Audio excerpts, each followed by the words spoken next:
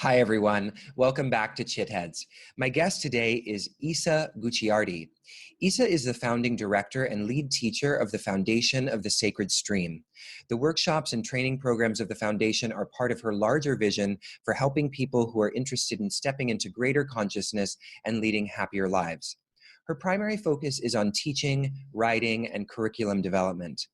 Isa is also the creator of the groundbreaking therapeutic model Depth Hypnosis, which is born from her studies in transpersonal psychology, cultural and linguistic anthropology, comparative religion, hypnotherapy, and transformational healing. Isa has lived in 11 countries and she speaks 5 languages. The mother of 2 children, she is a potter and gardener, a stained glass artist, a piano enthusiast, and an herbalist. In addition to her busy teaching schedule, she has an active depth hypnosis counseling and consulting practice in San Francisco. So hello, Isa. Thanks so much for joining me today. Oh, thanks so much, Jacob, for inviting me. So it's been a real pleasure these last couple of days, reading up on you and watching the videos of some of your teachings and seeing a video of you at the SAND conference, which I'm very excited to attend actually myself later this year. Oh, that's great. Will you be there? Yes, I'll be presenting amazing. again. Oh, that's great. Excellent. We'll get to meet in person. I know, it'll be wonderful. Yeah. So I would love to just hear first, before we talk about your work, the story of your life and sort of what's led you to the work that you do. The story of my life. Well, I think that, when I was writing the introduction to my book, Coming to Peace, which just came out, I realized that my early childhood really did drive my quest toward trying to understand how to bring peace, especially the peace that you find in nature, the harmony that you find in nature, into the affairs of human beings. Because as a child, of course, like many people, I had a situation in my family where there was a lot of conflict. And it was always so wonderful to be able to be with the flowers and with the winds. I lived in Hawaii, so nature is kind of in your face. Yeah, definitely. So it's not too hard. So it was always like this sort of enveloping, gentle embrace of nature that was so compelling for me. And, one of the things about nature is that things are really in harmony. Things do work together. And at a very early age, I thought, well, how come there's all of this conflict, all of this sadness, all of this unhappiness with humans? And how come that doesn't exist in nature? And how can we bring the power of nature and the harmony and the beauty of nature into the way that humans relate to themselves and to each other? And I think that, that early experience with the power of nature was really like a beacon for me. I was always trying to find, okay, how do we find a system of thinking or a system of thought or a system of understanding that reflects this harmony that exists in human cultures. And my first academic degree was in cultural anthropology. And, if I ask myself now, I know that what I was doing there in those studies was looking for a culture that reflected this harmony with nature, trying to find a culture that had embodied these qualities. And I didn't have a ton of luck with that. Oh, really? Yeah, I mean, what was the closest that you found? Well, in terms of my own personal experience outside of my academic studies, I was living as a child. I was kind of left on this ranch in northern Mexico, and you were the ranch. Left? Yeah, there was always this effort to try to park me somewhere. Oh, and, I'm sorry. It was okay. It was okay. It was actually much better than being with my family, so it's fine. Good. So I was left for long periods of time at this ranch in northern Mexico in the Sierra Madre, where all the ranch hands were Huichol Indians, and these people were really peaceful. I mean, they were just like very gentle, and they would take time to teach me how to ride horses, and they would teach me how to mill corn, and they were just really nice. And Mm. that was pretty amazing to have that experience. And then later on, of course, I understood, that's a culture that is still very strongly connected to nature. And there's a strong tradition of plant medicine within that culture, which I think is kind of fundamental to helping people stay connected. And, in terms of my own studies academically, it was really the Hopi culture that I had, that I studied. And then I had some experience studying with Hopi potters and Navajo potters, where I did also really feel that strong connection in real time, not just studying them academically. And then also the Aboriginal Australian people Mm-hmm. really seem to have a lot of peacefulness to them. And those cultures are very complex and very difficult for outsiders to completely understand. But, I did spend time in Australia, and I did spend time among a group of women, which, they were very kind to me, but, they've had a lot of difficulty with outsiders. And so I wasn't able to really feel like I was Included. totally at home. Yeah. Yeah. Because unfortunately, because of the history. So, so there's some thoughts there for you Yeah. about cultures that embody peace. Yeah, it's beautiful. I mean, it really resonates with a lot of the work and the teachings that I was watching the last couple of days on shamanism, because I know shamanism and the shamanic journeying practice plays a significant role in your own teaching, and the kind of philosophical backdrop or the understanding of reality. But I'm interested because when I first encountered you, there was a lot of Buddhist iconography Right. around you, like behind you. Right. And so I'm curious where Buddhism came into the picture and how that connects, because I don't often, I feel like Buddhists can be sort of rather colorless, Yeah. and you like, and nature is so full of color, and Right. so Right. there's a monotone, there's a monotoneness to some of the Buddhist practices that I feel like, the shamanism doesn't necessarily reflect. So I'm interested in your kind of ideas about the complementarity of these two paths. Okay. That's, thank you so much for really listening so deeply to what's available and reading about me. I really appreciate your engagement. Absolutely. So, when I wasn't totally satisfied in finding a culture that reflected this peacefulness, I decided to get another degree in comparative religion, Mm. thinking, okay, there's going to be a religion that reflects this harmony. There's going to be, a way of being with spirit that will reflect this. And of course, in many, many traditions, you have the mystical aspect of the tradition where this deep harmony with the deeper self emerges. But the tradition that I found most embodied that throughout its practices was actually Buddhism. And I started studying formally when I was in my early 20s.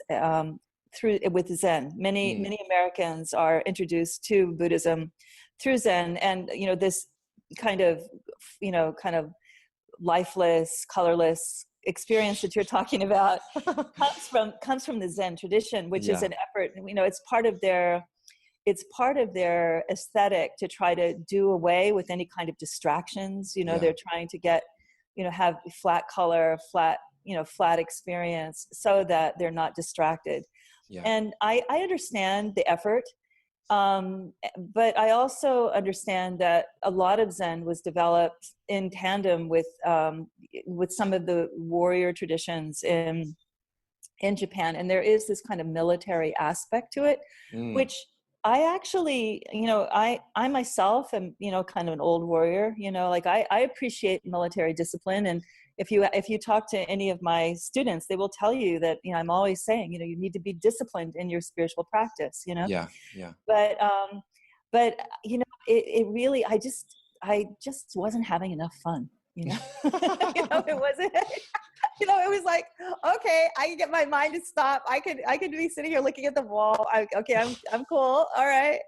But everybody was kind of grumpy, like in the Zendo, like the idea was to get to this place where you could be very quiet and Yeah. very still, and I felt a little, Bored. like, well, not bored, but trapped. I felt Yeah. trapped. Okay. And I mean, and I wasn't getting the good instruction that I needed to be able to drop into my deeper mind. That, of course, the idea of having this kind of flat aspect is so that you, again, are not distracted by the external world and you're able to drop into the deeper oneness. And I needed a little more help. There weren't good teachers in the Zendo where I was. I didn't know that at the time. I thought there was something wrong with me.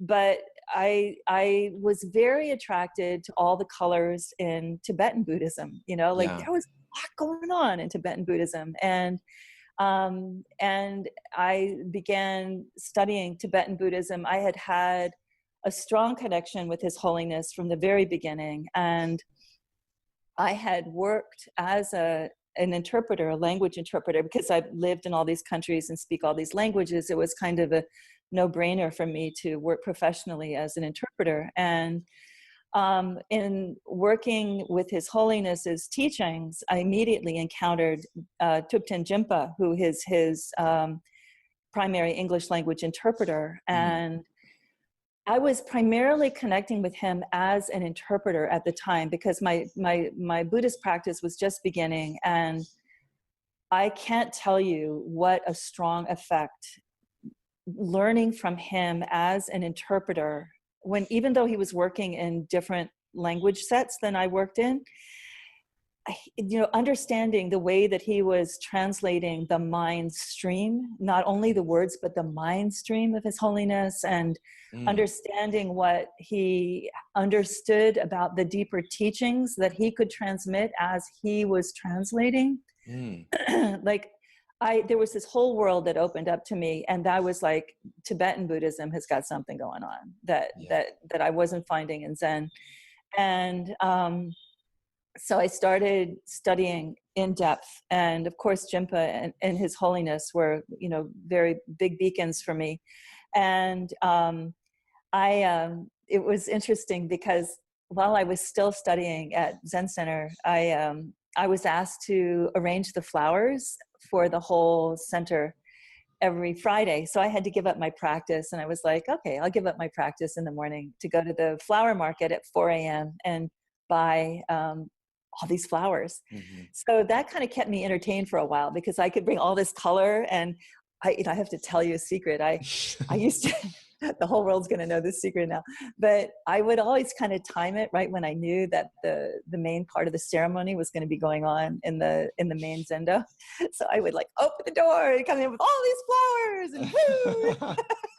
I was like, let's have some fun, And that wasn't highly appreciated, and I kind of got run out of town on a stick, but it was okay. but I did find a great deal of inspiration from Tibetan Buddhism.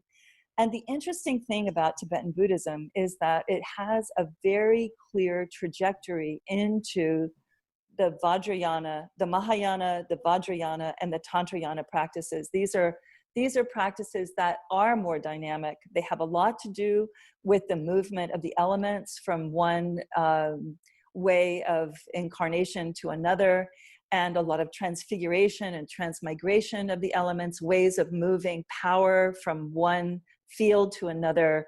A lot of work about the transformation of negativity in these transformational processes. And that is very shamanic.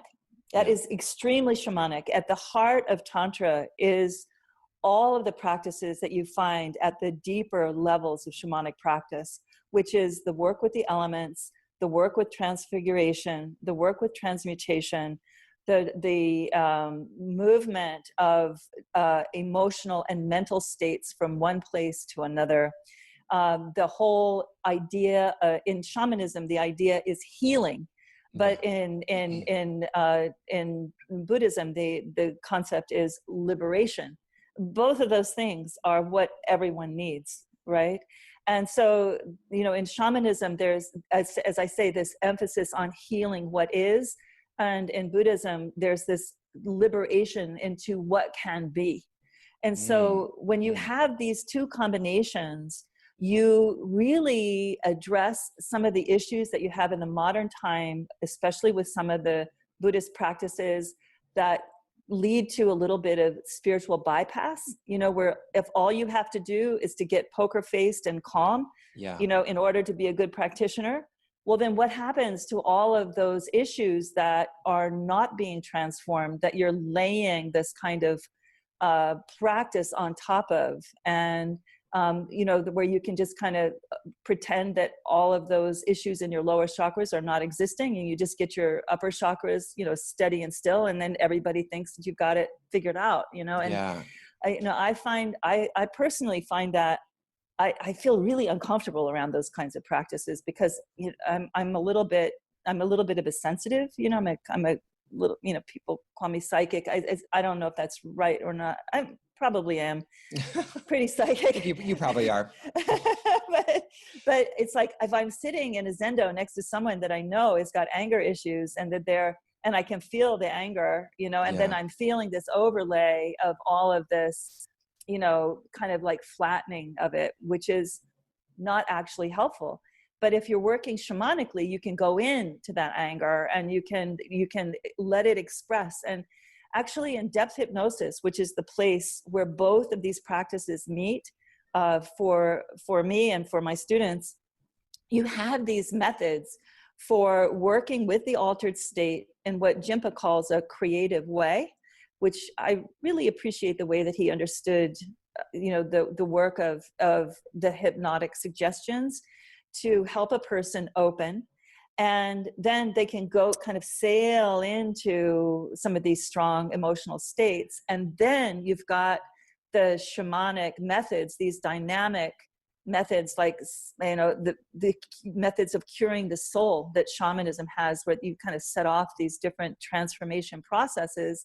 And then you have this arrival at this greater self-awareness as that pain is transformed, which then broadens the state of consciousness, which brings you into a state of greater liberation and a greater sense of understanding of yourself and others and your relationship to reality, which of course is the heart of Buddhist practice, right? Mm-hmm. So we bring it all together, and we have this, you know, I mean, it's very serious business when you're going into the heart of a person's personal hell, you know, and so many people live in such an isolated way, you know, in these internal hells, you know, and it's so wonderful to be able to have a process that where they feel held, you know, through the shamanic work, they are able to connect with a sense of guidance internally.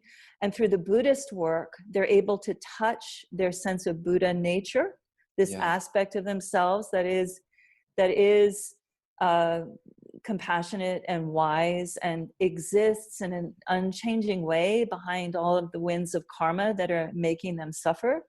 So we have, in depth hypnosis, we have practices that help people connect in a very visceral and dynamic way with both of these aspects of experience, the guidance that comes in the form generally of nature, and then the experience of the Buddha nature. So that you have these strong cushions, so that, and these strong supports, so that when you're dealing with, like, say, for instance, you're dealing with self-loathing, which is something that I think that most Westerners deal with, unfortunately.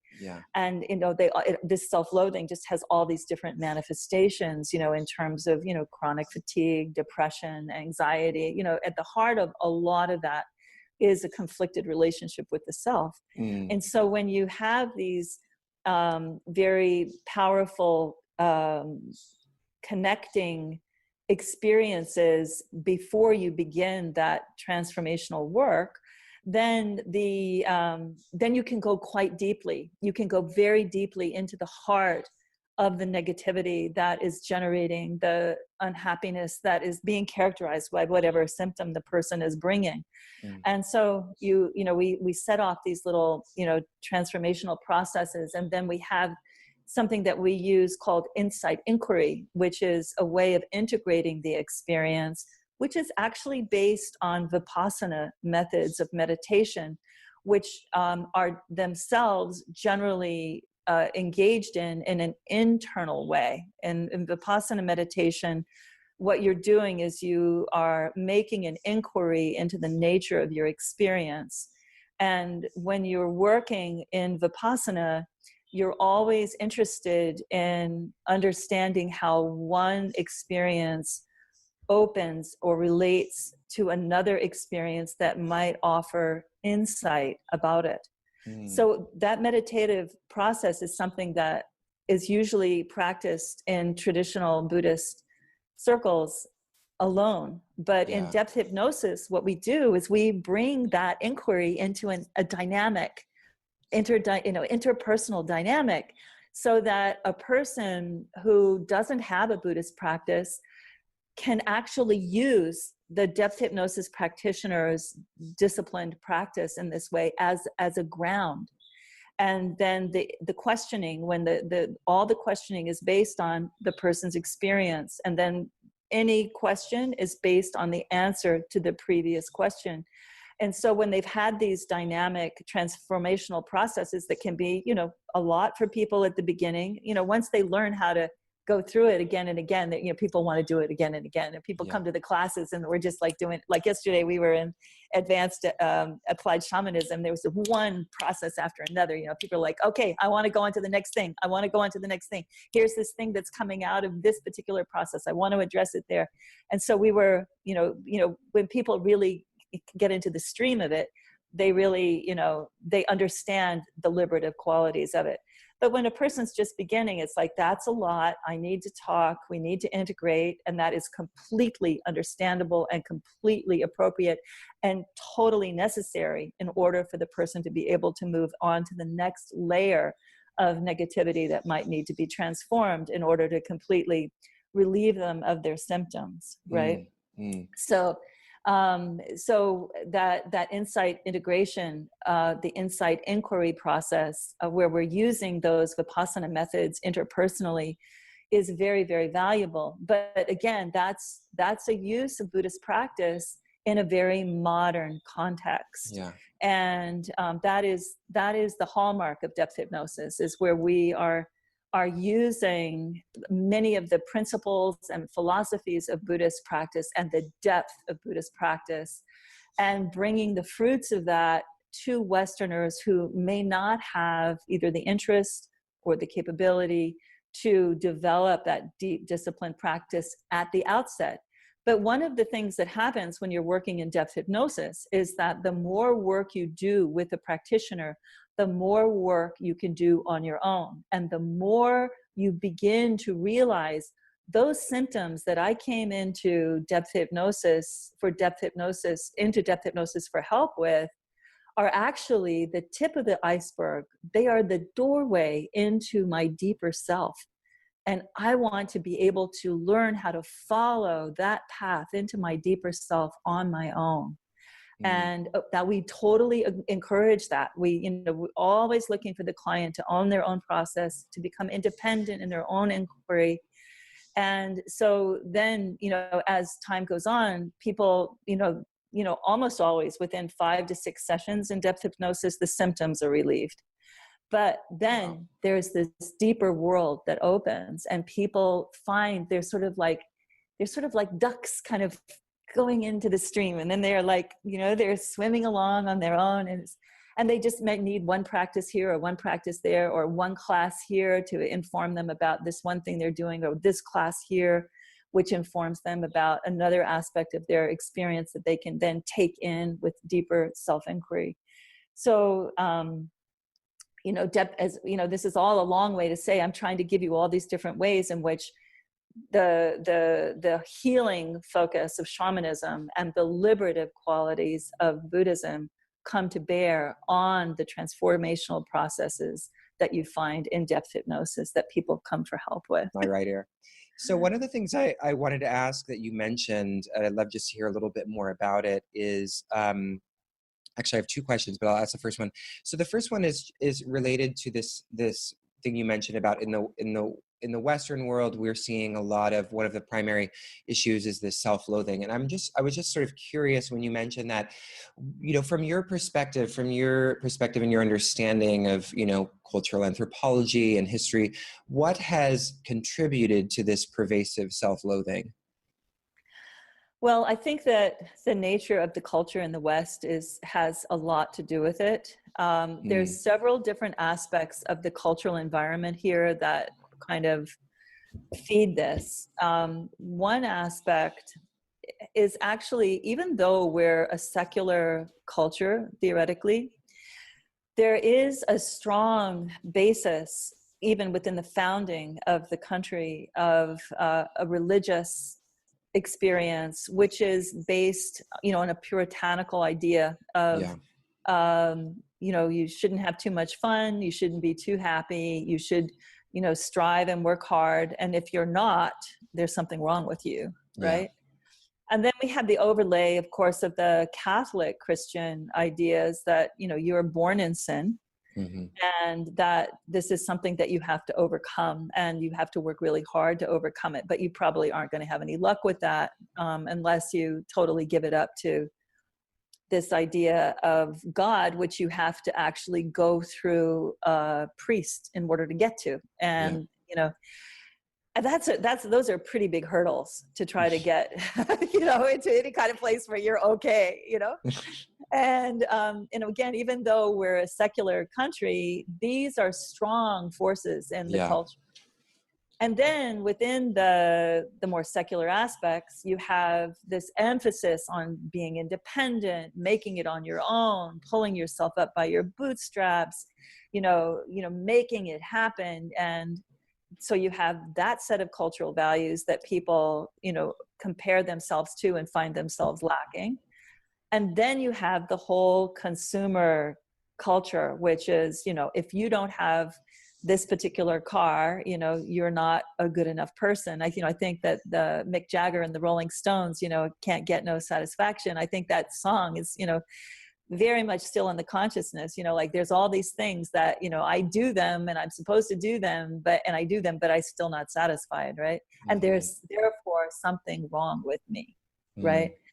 So these are all, I've just mentioned 4 different streams that are major contributors to the zeitgeist of this culture that would lead a person to think that there's something wrong with them. And that deeper internal dialogue that most of us actually ignore, or if we are aware of it, we try to deny.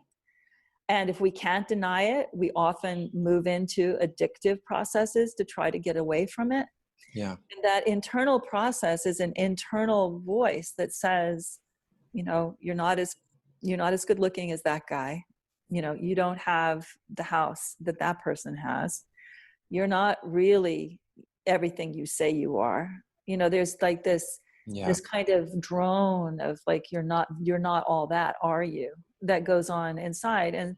And often people are only aware of the part of themselves that is receiving that message through the depression or through the anxiety that they come in for help with. They're not aware of the fact that they're allowing this critical voice to kind of run rampant in their internal world and kind of rip up their sense of well-being. Mm.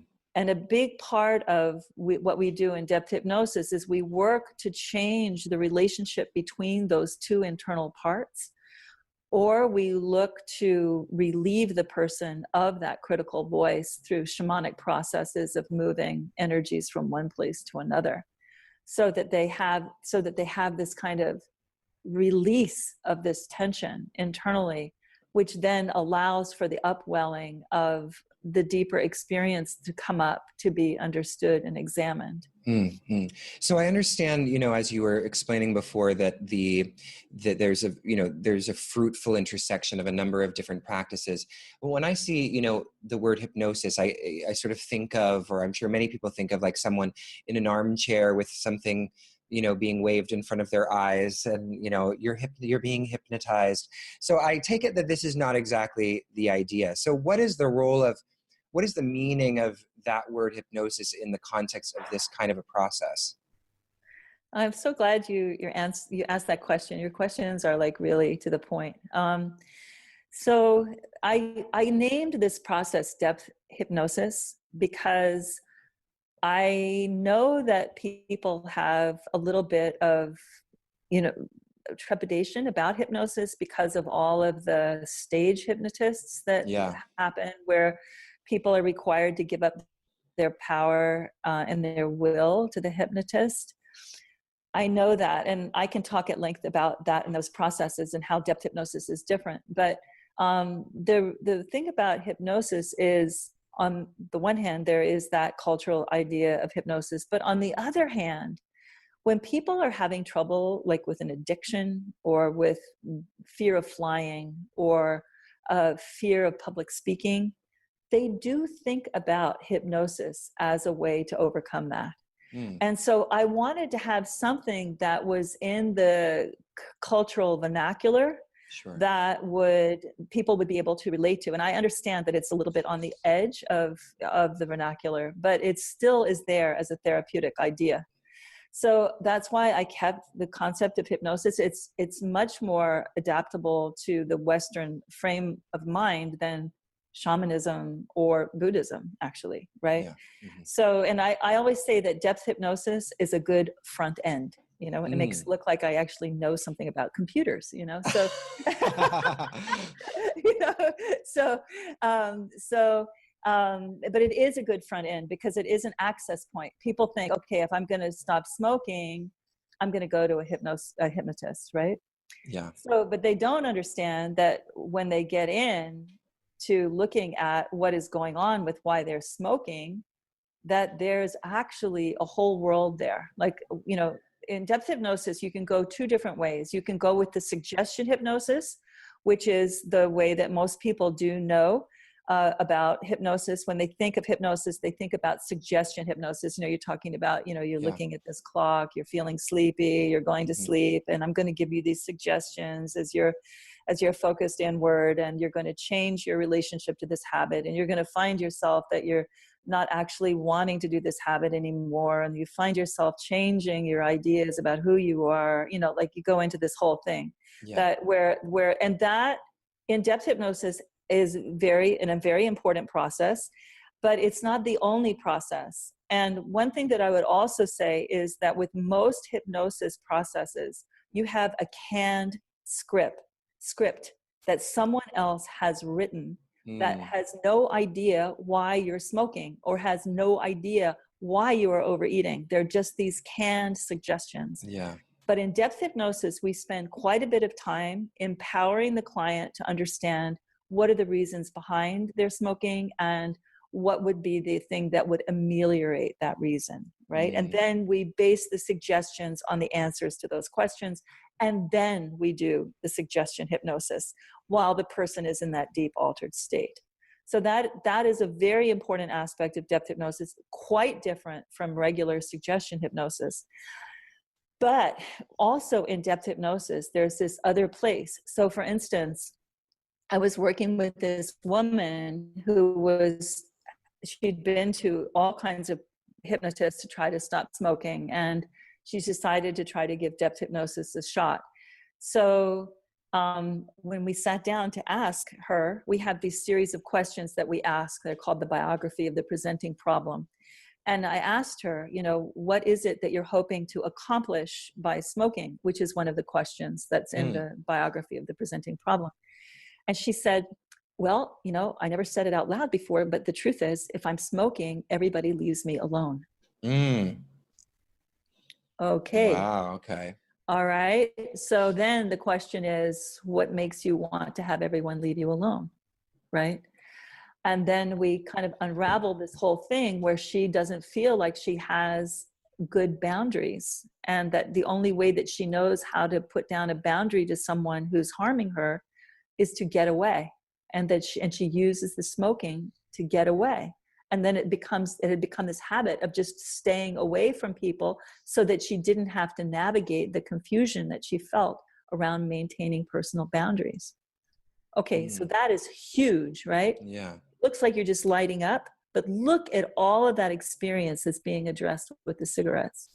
So then what we do in depth hypnosis, I mean, we could take that information and do some suggestions with it. But in depth hypnosis, we actually engage the client in helping them go to the situation or circumstance where they were first or most significantly feeling, like in this case, the confusion about how to maintain a personal boundary. So we actually illuminate that confusion. We make it stronger after having the person connect with inner guidance, as I mentioned before, usually in the form of nature, so that they feel supported. And then we would locate that confusion in the body, use the body as the doorway to an experience in the person's younger adulthood, their childhood, maybe even in their infancy or in their mother's womb, or even in depth hypnosis in a past life experience. We do past life regressions in depth hypnosis. And then they find themselves in that generating experience, and then we do some processes to help them change the relationship to that generating experience, then give them suggestions to solidify that change and bring them gently out into ordinary consciousness again. And that whole time when we're working in the way that I just described, the person is working in a light trance. They're not in that deeper trance that the person is in with suggestion hypnosis. They're in a place that I like to call the littoral zone, Littoral. That's the place where the sand meets the sea, where the sandpipers run. So you have the depth of the unconscious experience, which could be the sea, and then you have the organizing experience of the conscious mind, which is the sand. And so we're running like the sandpipers in that place with the light trance, doing the work that I just described. Wow, that's such a beautiful description. So when you mentioned here in terms of the inner guidance that's established through relationship with nature, is this a reference to the shamanic journeying process? Yes. Okay. Yes. So I'd like to talk a little bit about that, but I think actually before we specifically focus on shamanic journeying, just because we've actually never talked about shamanism on this podcast, and I know, we've been talking about it the whole time, but I'd love to just sort of define it and unpack it in a very clear way.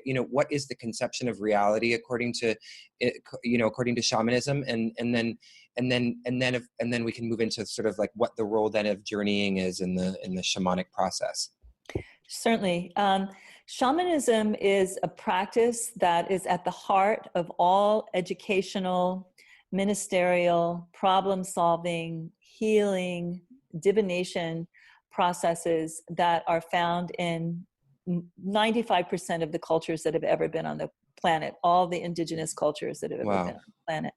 And the really interesting thing about shamanism is that it is so widespread and that it emerges independently. And the practices within shamanic practice are very similar in those manifestations that are appearing independently in time and space, in Siberia, in Africa, in Australia, North America.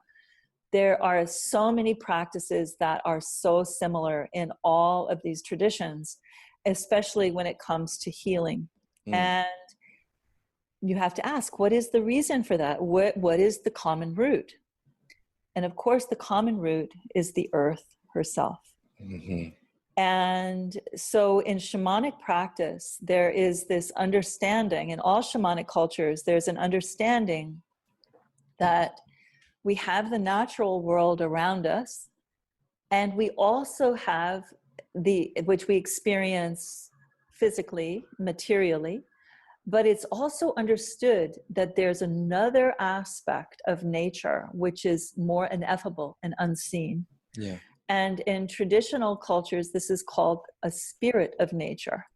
So you have the tree, and then you have the spirit of the tree. And then you have the lake, and you have the spirit of the lake.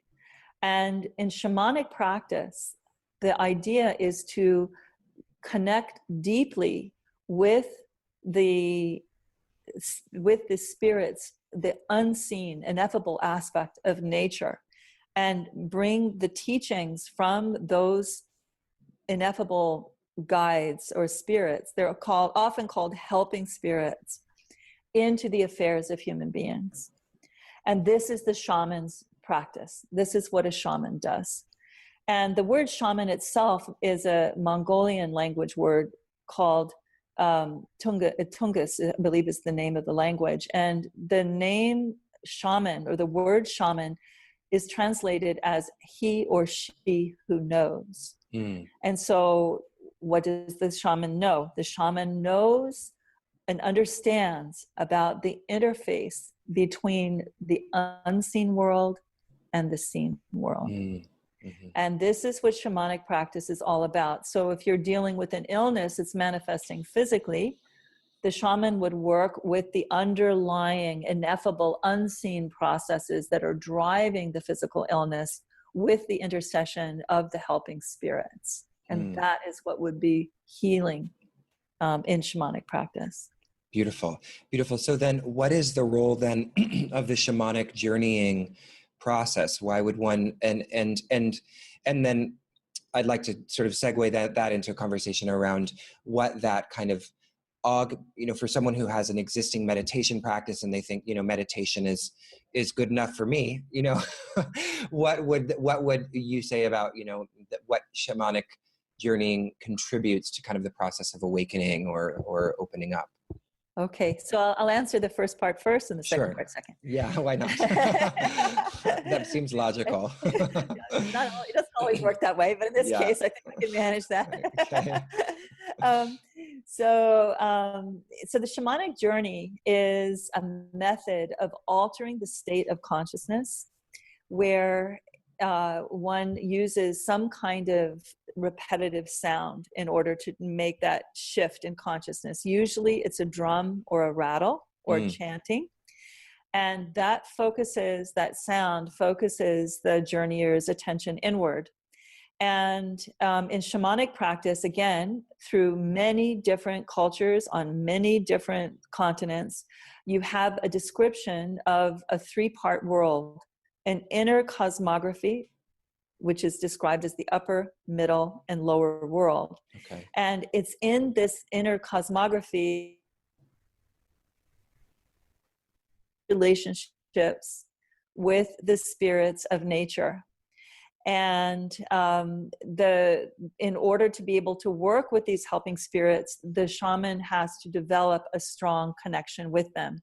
And there's a whole initiatory process that these inner spirits or inner forms of guidance put the journeyer through in order to be able to hold the power of those spirits and to be able to direct them in an effective way into the affairs of people. So this is the role of the shamanic journey. It's the method through which the shaman or the journeyer, the shamanic practitioner, establishes relationship with these forms of inner guidance that take the form of nature. So that's the journey.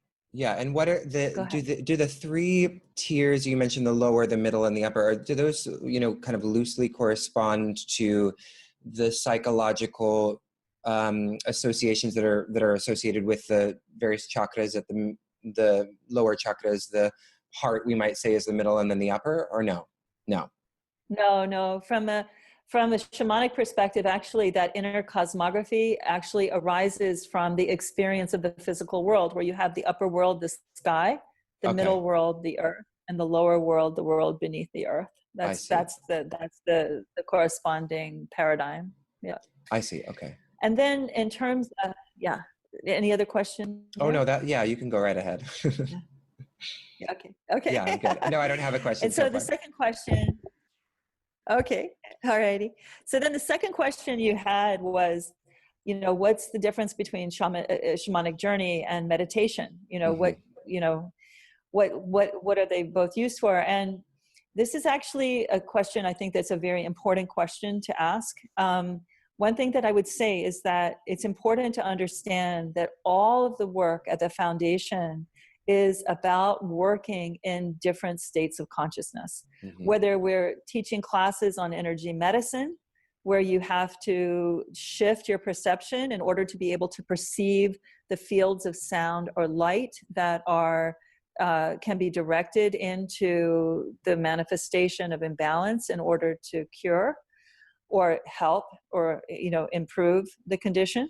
Or if you're working in the shamanic practice where you're working with the journey, where you're working in the way that I just described to alter your state of consciousness, or whether you're working with hypnosis in order to be able to alter the state of consciousness with the suggestions, or whether you're studying Buddhism at the foundation where you're learning how to do shamatha meditation, which is a process of quieting the mind, and then further vipassana meditation, and then deity meditation. There's much deeper levels of meditation that we study in Buddhist practice. In all of these academic programs here at the Foundation of the Sacred Stream, we're working with one aspect of the state of altered state of consciousness or another. Okay. And they all have validity. So for instance, if someone, and we use them all therapeutically. So for instance, the difference between, you know, why would you use a meditative technique as opposed to a shamanic journey technique when you're trying to help a person come out of a particular set of symptoms that they're trapped in. So for instance, if we're working with someone that has a lot of anxiety, like OCD, can't stop, got to do this, can't, you know, have to be vigilant, you know, and if I don't do this particular thing in this particular way, something really bad is going to happen. In that case, you don't want to engage their mind in the way that you would engage it in the shamanic journey immediately, because their mind has to be engaged and clear to be able to connect with the helping spirit. You would want to work with shamatha, where you help them focus only on the breath, or only on a mantra, or only on even a flame of light if they can't close their eyes. And you get them to like learn how to let go of their thoughts and then just come back to that focus. And that process of a shamatha meditation is a very important process for almost everyone. And in that case, we're using it therapeutically to bring down the disruption on the mental sphere that the OCD is causing, right? But in general, most people have got this kind of thing going on internally. And they have trouble, you know, you know, for people that are listening on the audio, I'm kind of shaking my hand in a tremorous and nervous way. So most people's minds are doing that. You know, it's like in Zen, they call this the monkey mind, you know, I should have done that and you should have done this. And then if I had done this, it would have been all better. And we do it again. We'll try it this way. Right. So you need to bring that down. And so shamanic practice can help with that. But the shamatha practice of bringing the breath down and bringing the attention to the breath and focusing there helps kind of create a new tableau or screen that you can begin to observe yourself through. And that is very helpful. And and of course, that's just the beginning in in meditative practice. The shamatha practice gets you to the place where you can then begin to hone your mind to begin to investigate your internal experience through vipassana. And that is a very helpful process, and it can create deep and powerful insights. And then in Mahayana Buddhism and Vajrayana Buddhism, you have the processes of deity meditation, which are extremely shamanic in nature, where you are embodying the power of the different deities. Like, for instance, you have Green Tara, which is like a savioress, a earth goddess that's a savioress, who's compassionate in nature and is often called upon to help those in distress. But the thing is, if you were to try to do deity meditation from the monkey mind place, you would go into delusion, right? So you need to have the discipline of the shamatha settling the mind, the vipassana investigating the sources of the unsettled mind, and then getting to this place of greater clarity so that you can actually tolerate the influx of the power of the deity into your meditative state without fracturing, right? So that's the meditative process that is very helpful. Now with the shamanic journey, a lot of Westerners like the journey process more because they can actually go more deeply into the issues that they're dealing with, at least the way that we work with it here at the Foundation of the Sacred Stream. Now, I have to say immediately, the way that we work with the journey at the Foundation of the Sacred Stream includes traditional shamanic practice, but it is, again, infused and informed by Buddhist practice. Mm-hmm. Because what we do is we work with the journey as a vehicle of self-evolution, which is not the way that the journey is used in a traditional setting. In a traditional setting, the journey is used to gather power in terms of gathering connections with helping spirits in order to be able to accomplish tasks with the help of the helping spirits that are generally focused on divination, trying to figure out what's going on non-locally in time and space, or helping spirits of the dead who have passed and are having difficulty, or helping someone who's dealing with a fever come out of that fever. You know, those are the kinds of things. Again, that's not the typical use of the journey, but at the Foundation in the Applied Shamanism program, we are working immediately with the journey as soon as we establish relationship with the guide in the form of nature. We are asking questions like, what is the source of my anxiety? Or, you know, what is the root of my panic? Or what are the conditions around choosing this particular professional path? You know, these are the kinds of things the way that we work with the journey, which is not typical at all. Yeah. But they both have their place. You can see they both have their place in a spiritual practice. And my students, you know, it's so funny because, you know, like, I'm like, okay, you have to develop a daily spiritual practice. That's really not negotiable. I don't, you know, like, you have to do this, you know, it's like, this is what's going to be transformative. And they're like, okay, but what do we do? What do we do? We do a journey? Do we watch our dreams? The dream practice is a huge part of depth hypnosis. And there's a tremendous amount of this is another one of the altered states that we work with that I didn't mention previously, but it's hugely important.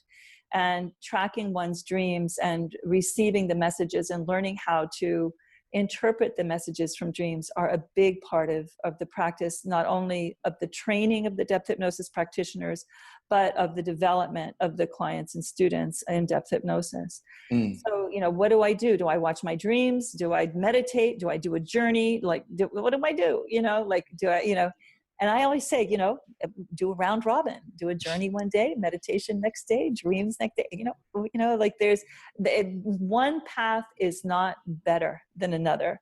Yeah. In general, there are some issues that are better served by the journey first. There are some issues that are better served by meditation first.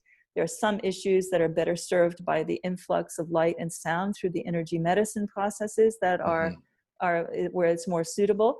But, and so, you know, that's why we have so many ways of working with the altered state, so many ways of finding paths to healing, because every person is individual and every set of issues needs its own intervention. So, beautiful. You know, we have these different tools that we can draw upon at any given time. Yeah, that's incredible. So is there a role, I was, as you were describing the, you know, the many facets of this process or the many options and tools, I was wondering, you know, a lot of times shamanism is associated with plant medicine, and you mentioned plant medicine before. Is there any role for plant medicine in depth hypnosis?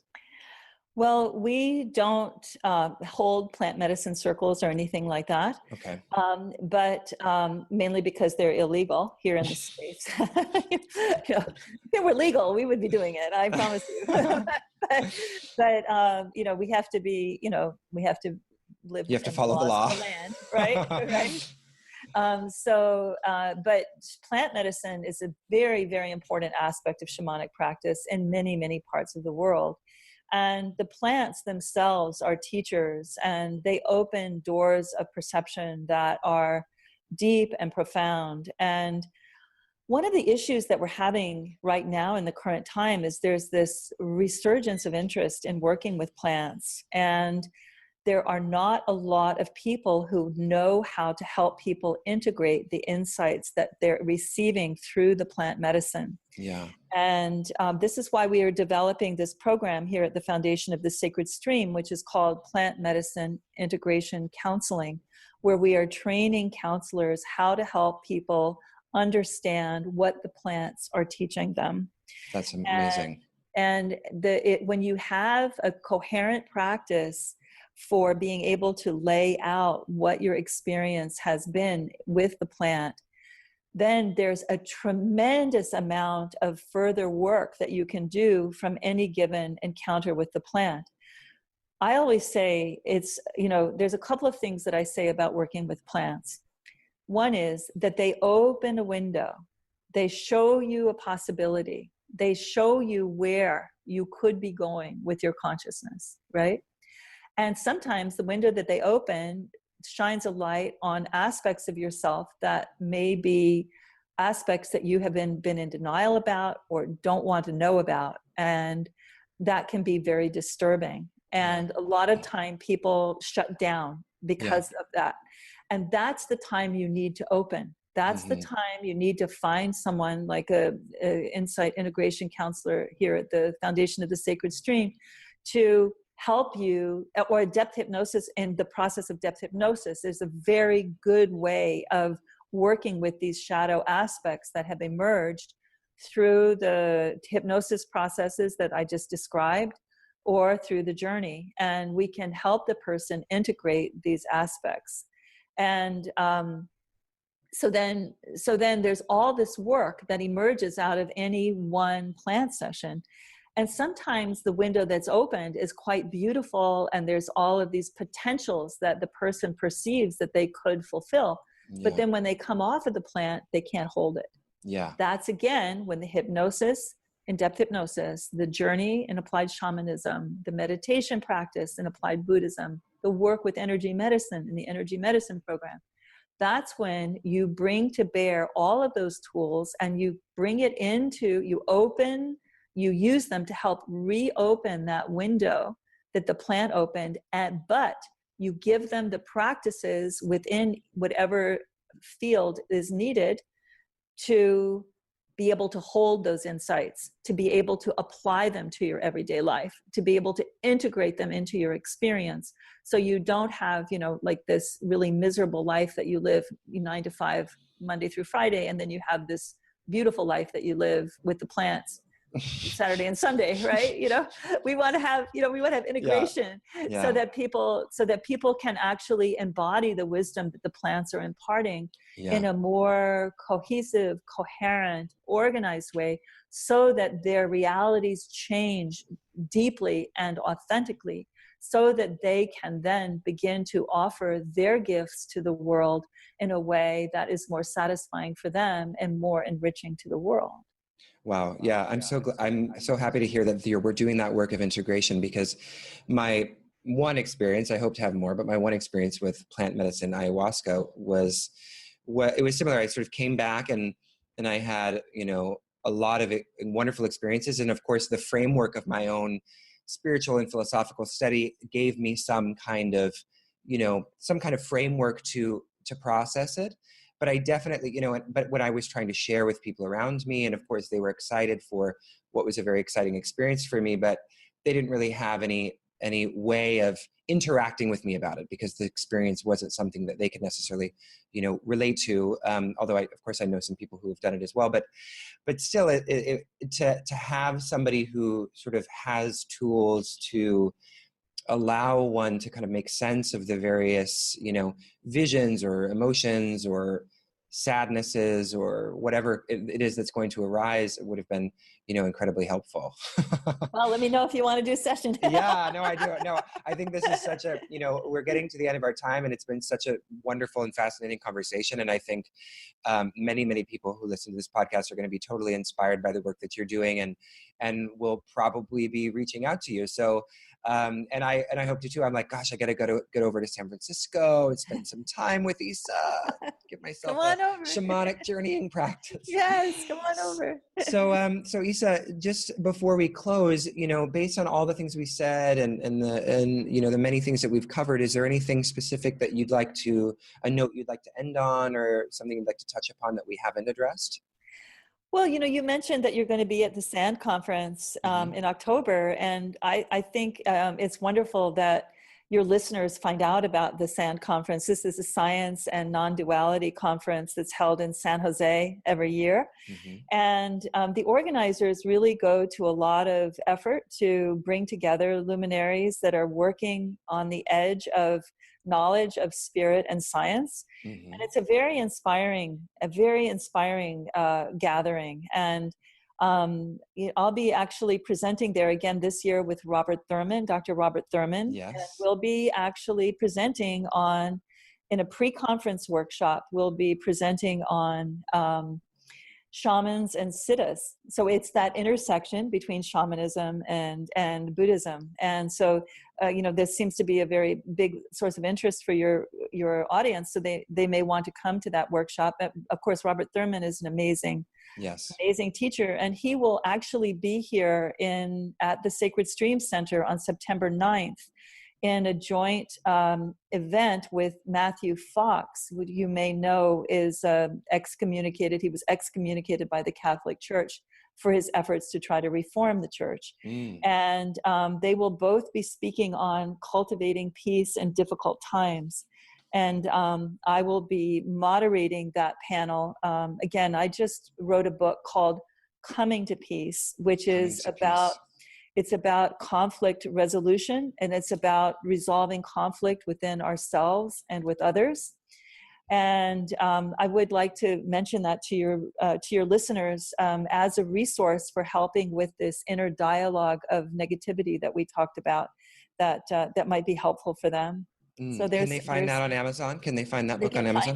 They can find that book on Amazon. Yeah. Excellent. And if they're here in the San Francisco Bay Area, I'll be doing a reading on Saturday, the 5th at 3 p.m. at Crystal Way on Market Street. And I'll be doing readings throughout the Bay Area in the coming months. And if people are interested and they want me to come and do a reading in their town, or, if you can get 10 people together and have me come teach the journey or depth hypnosis, I'll come. Excellent. I'm really interested in helping people evolve and become happier. And, I really strongly believe in the power of this work. And, I know there's many other forms of consciousness raising and many paths to spirit, but this particular one is one, of course, that I love, and I love sharing with other people. So yeah, that's incredible. Well, hopefully we can get you over here in New York. I know there's probably a lot of people that would be interested in this. So actually, I do teach in New York every year with Robert Thurman. Yes, oh, excellent. At Menla, at his mountain. It's called Menla Mountain Retreat.